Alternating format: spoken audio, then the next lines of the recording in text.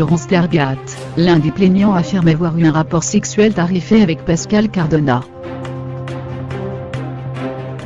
L'affaire du Jean Stargat est loin d'être terminée. L'un des deux jeunes hommes qui a porté plainte contre Pascal Cardona et Jean Star, s'est exprimé via un communiqué sur Twitter. Il affirme avoir eu un rapport sexuel tarifé avec l'ami du blogueur.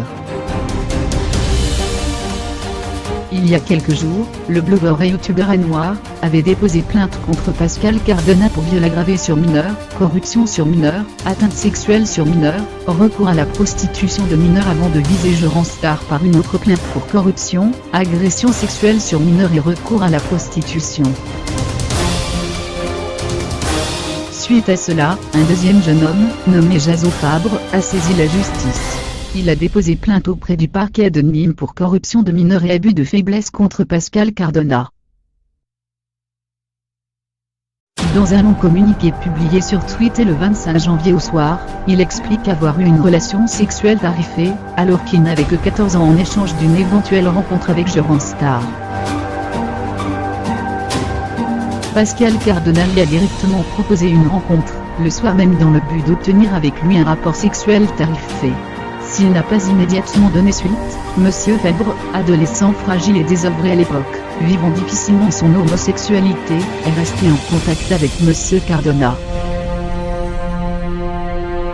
qui lui promettait de belles rencontres professionnelles, comme le youtubeur Jérémy Gisclon dit Jean Star, et des opportunités à Radio France où lui-même travaillait, peut-on lire dans la plainte de Jason, que celui-ci a partagé sur le réseau social. Il a rejoint celui-ci à son domicile de Nîmes, et s'est livré à contre-cœur un rapport sexuel tarifé pour la somme de 200 €, précise ensuite le document. Aujourd'hui âgé de 21 ans, le plaignant affirme n'avoir jamais rencontré physiquement Jean Star, mais avoir participé à des soirées chez Babybel en échange de biens matériels, comme des smartphones ou des tablettes tactiles.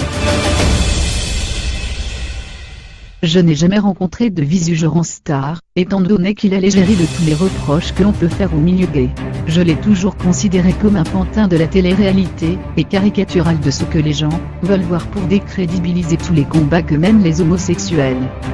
Je laisse donc de bonne grâce aux tribunaux de trancher sur cette question, précise-t-il dans son communiqué.